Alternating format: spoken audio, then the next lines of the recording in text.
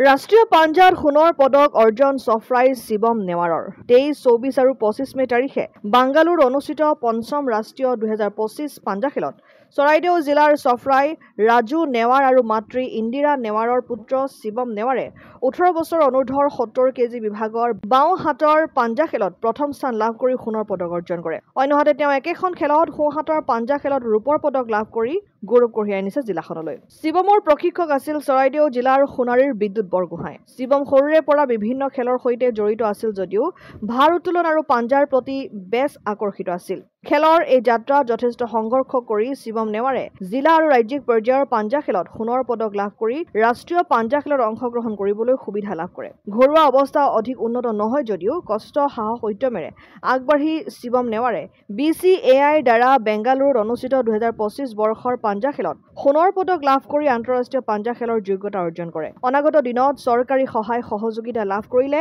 শিৱম নেৱাৰ আন্তঃৰাষ্ট্ৰীয় পাঞ্জা খেলত অংশগ্ৰহণ কৰি অঞ্চললৈ সুনাম কঢ়িয়াই আনিব বুলি অঞ্চলবাসী অধিক আশাবাদী। শিৱম নেৱাৰ চৰাইদেউ জিলাৰ ৰঙাপথাৰ আদৰ্শ বিদ্যালয়ৰ দ্বাদশ শ্ৰেণীৰ বিজ্ঞান শাখাৰ এজন ছাত্ৰ। জিকি পিনি বহুত প্ৰাউড ফিল হৈছে যে আমি অসমৰ কাৰণে নিজৰ জিলাৰ কাৰণে গ'ল্ড আৰু চিলভাৰ পাইছোঁ বুলি।